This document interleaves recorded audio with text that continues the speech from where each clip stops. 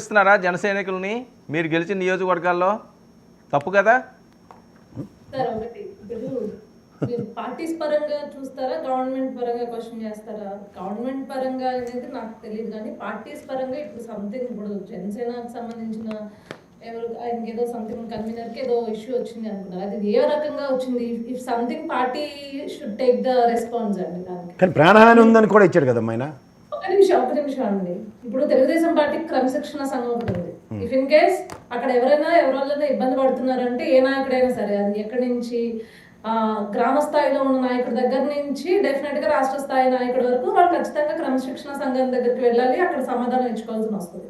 అదే విధంగా జనసేనకు సంబంధించి కూడా ఇఫ్ ఇన్ కేస్ ఏదైనా జరిగితే party should take the stand. So జరిగిన దాని గురించి ఏంటి అనేది ఈ రెండు పార్టీలు కూర్చొని సమన్వయపరచుకుని మాట్లాడుకుని దీన్ని డీల్ చేసుకోవాలి. సో ఈ ప్లాట్ఫామ్ లో డిస్కస్ చేసి డిబేట్ చేసి వార్నింగ్స్ ఇచ్చినంత మాత్రాన దానికి నాకు తెలిసి అదేం వర్కౌట్ అవ్వదు. ఎవరు కాదు సార్. ఒకటి మెజారిటీ ఒక పార్టీ ఒకటి చూసుకోవచ్చు, మైనర్ పార్టీ కింద ఒకటి చూసుకున్నాం అనుకోండి. There are major seats, there are minor seats. So representation minor సీట్స్కి ఉన్న వాళ్ళకి ఎక్కువ రిప్రజెంటేషన్ వాళ్ళు ఎక్స్పెక్ట్ చేస్తారు, అది కాదు అనట్లా. సో అక్కడ ఒక రిఫ్ట్ అనేది వస్తుంది, కాదు అనట్లా. ఇక్కడ ఇద్దరు అధినాయకులు ఎవరైతే ఉన్నారో, ఇటు చంద్రబాబు నాయుడు గారు కావచ్చు, పవన్ కళ్యాణ్ గారు కావచ్చు, ఇద్దరు అధినాయకులు సమన్వయంగా స్టేట్ కోసం వెళ్తున్నారు. సో ఇక్కడ పదవుల కోసమో లేకపోతే ఇంకొకటో లేకపోతే సరైన నాకు ప్రయారిటీ ఇవ్వట్లేదు అని మాట్లాడుకునే స్థాయిలో ఇద్దరు అధినాయకులు లేరు. ఇఫ్ సీరియస్లీ అట్లాంటి ఏదైనా ఒక ఇష్యూ ఉండింది, ఒక ఎమ్మెల్యేతో ప్రాణహానే ఉండింది, లేకపోతే వేరే ఇప్పుడు కేఎస్ ప్రసాద్ గారు ఎలిగేట్ చేసినట్లు వేరే మెజారిటీ ఆఫ్ టీడీపీ ఎమ్మెల్యేస్ ఉన్న చోట మైనారిటీ ఆఫ్ జనసేన పార్టీ ఉన్న చోట వాళ్ళని ఏదైతే నాయకులు ఉంటారో వాళ్ళని ఎదగనివ్వట్లేదనే ఆరోపణ వచ్చుంటుంటే పార్టీల పరంగా చూసుకోవాలి సార్. ఇక్కడికి గవర్నమెంట్కి దానికి సంబంధం లేదు. ఏ పార్టీకి సంబంధించిన అధినాయకుడు ఆ పార్టీకి ఏదైనా ఒకవేళ అన్యాయం జరుగుతుంది అని అనుకుంటే ఇద్దరు కూర్చుని మనం గవర్నమెంట్ లో ఉంటుంది కదా, మా పర్సంటేజ్ ఇంత అని మేము అడుగుదాం అనుకుని అనేంత ఆ స్థాయి తెలివితేటలు నాకు తెలిసి పవన్ కళ్యాణ్ గారికి ఉన్నాయి. ఇక్కడ కూర్చుని అంటే ఈ డిబేట్ లో కూర్చుని ఆయన తెలివితేటలు మనం జడ్జ్ చేయాల్సిన అవసరం లేదు. If he wants to ask anything directly TDP పార్టీని కావచ్చు, కూటమి పార్టీలో ఉన్న ఏ పార్టీనైనా, ఈవెన్ బీజేపీ పార్టీని కావచ్చు, సార్. లోకల్ ఫ్రిక్షన్స్ అన్నవి, లోకల్ ఫ్రిక్షన్స్ గురించి మాట్లాడుతున్నప్పుడు మేమెవరు పార్టీలకి గవర్నమెంట్కి తేడా తెలియకుండా మాట్లాడలేదమ్మా. ఇక్కడ లోకల్ అరుణమ్మ కూడా అదే చెప్పింది కదా, లోకల్ ఫ్రిక్షన్ లో అధినాయకుడు కూడా కాదమ్మా, అధినాయకుడిని కూడా కాదని మేము నా కార్యకర్తలు సమన్వయపరుచుకుంటాం చెప్తుంది ఆవిడ.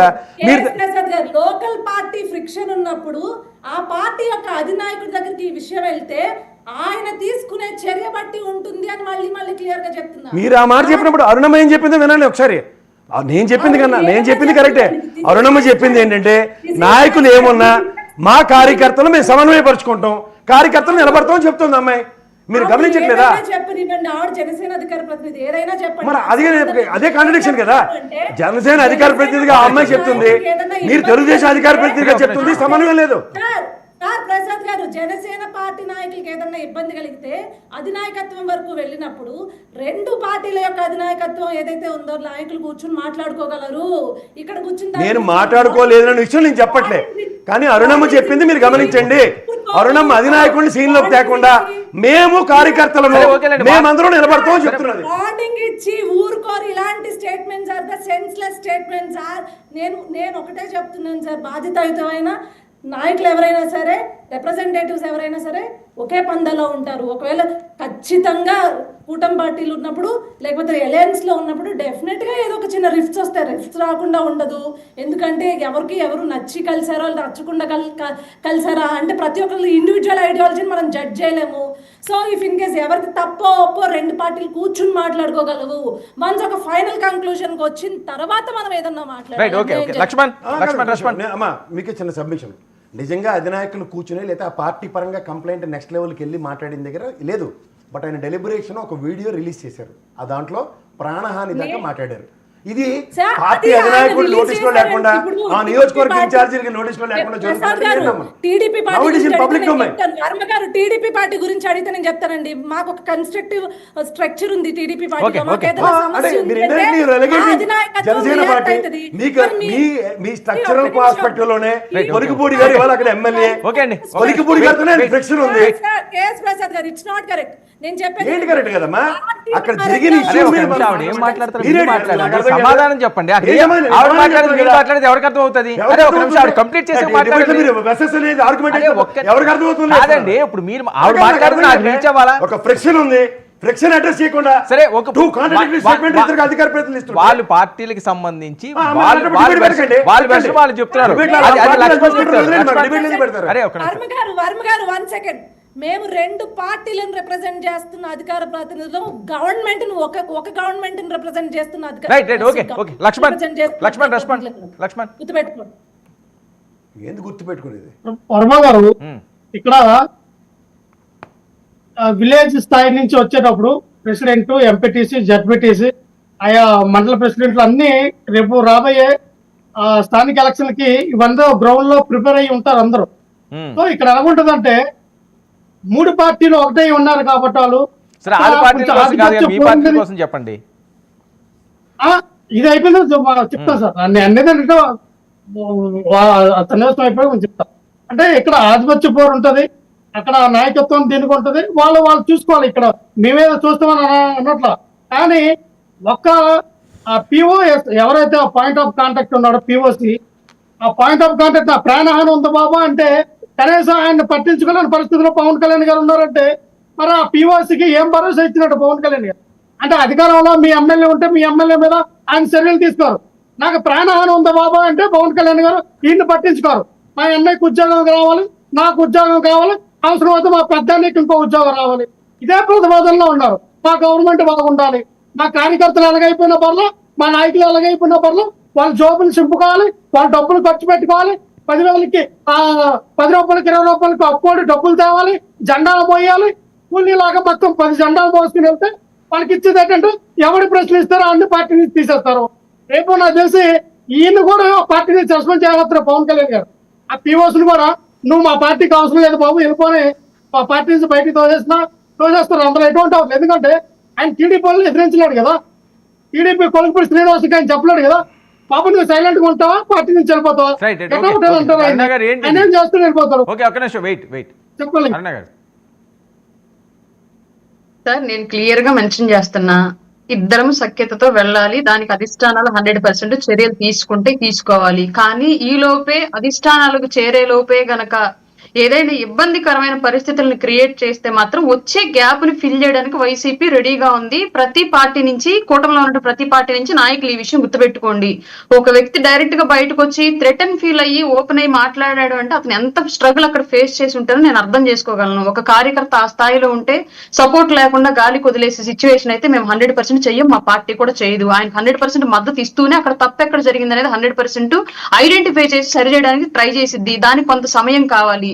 ఈ లోపే గనక వాద ప్రతివాదాలు అనేవి జరుగుతూ ఉంటే ఆ గ్యాప్ అనేది అట్లాగే పెరుగుతూ పోతే దాని తర్వాత సరి చేయడం కూడా కష్టం.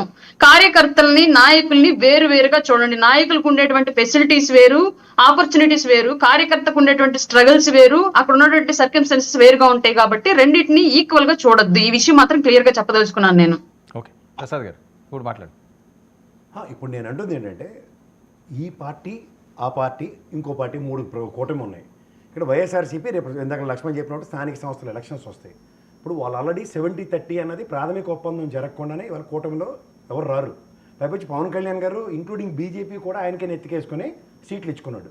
సో ఈ సర్కమాస్టెన్సెస్లో రేపు జరగబోయే దగ్గర ఇప్పుడు 70-30 కాకుండా వాళ్ళకి ఎలా ఉంటుందన్న దగ్గర ఇలాంటివన్నీ అట్రిబ్యూట్ అవుతున్నాయి. First thing.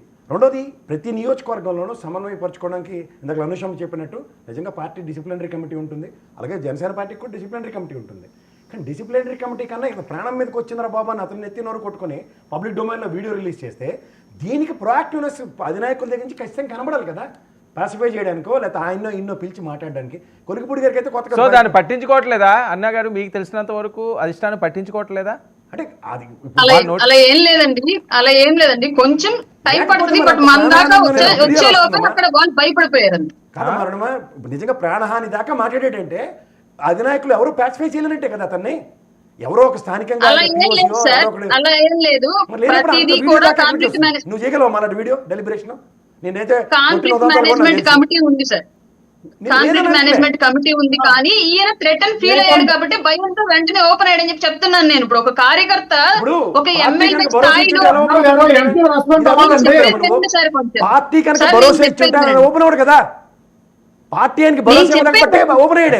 కంప్లీట్ అవ్వండి, మీకు ఇస్తున్నాను కదా. నేను చెప్పేది వినండి సార్. ఫస్ట్ నేను చెప్పేది వినండి. ఇప్పుడు అవతల వ్యక్తి నిజంగా అది జరిగిందా లేదా అనేది తర్వాత విషయం. కానీ జరిగిందని అనుకుందాం, ఈయన ఓపెన్ చేశాడు కాబట్టి, వీడియో అనేది ఓపెన్ గా పెట్టాడు కాబట్టి జరిగిందని జస్ట్ ఈ క్షణానికి భావిద్దాం మనం. అవతల వ్యక్తి ఎమ్మెల్యే, యువతల వ్యక్తి అతి సామాన్యమైనటువంటి చిన్న నాయకుడు. అట్లాంటి వ్యక్తి ఆయన నుంచి థ్రెటన్ వస్తే పార్టీ అధిష్టానానికి చేరే టైం ఉండే లోపే ఓపెన్ అయిపోయాడు భయంతో. నేను అంటున్నాను నిజంగా అలా జరిగిందేమో, అందుకే ఓపెన్ అయ్యాడు అంటున్నాను నేను ఇక్కడ క్లియర్ గా. నేను ఎవరికి సపోర్ట్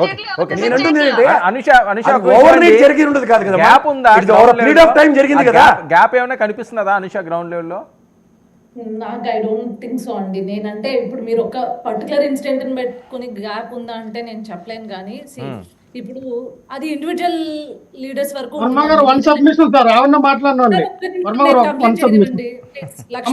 మీరు మాట్లాడతారు, మీరే మాట్లాడారు. ఒక్క మాట మీరే మాట్లాడు. ఒక మాట నేను అనేది ఏంటంటే, ఆయన వీడియో కంగారు పడి వదిలేదమ్మా. ఆయన ఎన్నో సార్లు మీ పార్టీ, మీ అధినాయకుడికి కానీ, మీరు చెప్పిన కమిటీకి కానీ ఎన్నోసార్లు చెప్పిన స్పందించకపోతే వీడియో వదులుంటాడు. ఎందుకంటే గతంలో మేము జనసేన పార్టీ ఉన్నప్పుడు ఎన్నో సార్లు హరిప్రసాద్ గారికి, మనోహర్ గారికి, అజయ్ కుమార్ గారికి మేము అన్నేదంటే ఇప్పుడు ఏమంటుంది తెలియకుండా, అధిష్టానానికి తెలియకుండా కంగారు పడిపోయారండి. వీడియో పెట్టేశారండి, కంగారు పడి వీడియో పెట్టమ్మా. ఆయన ఎంతో ప్రయత్నించుంటాడు. ఆయన ప్రయత్నిస్తే మీరు పట్టించుకోలేదు కాబట్టి పబ్లిక్ డొమైన్ లో వీడియో పెట్టాడు. మీరు పట్టించుకోలేదు, పవన్ కళ్యాణ్ గారు పట్టించుకోలేదు, జనసేన పార్టీ పట్టించుకోలేదు కాబట్టి వీడియో పెట్టాడు. పార్టీలోకి వెళ్ళిపోయారు, మీకు నచ్చలేదు, మీ పని దీని గురించి మీరు మాట్లాడింది. ఇప్పుడు గతం గురించి మీరు అన్నది కాదు సార్.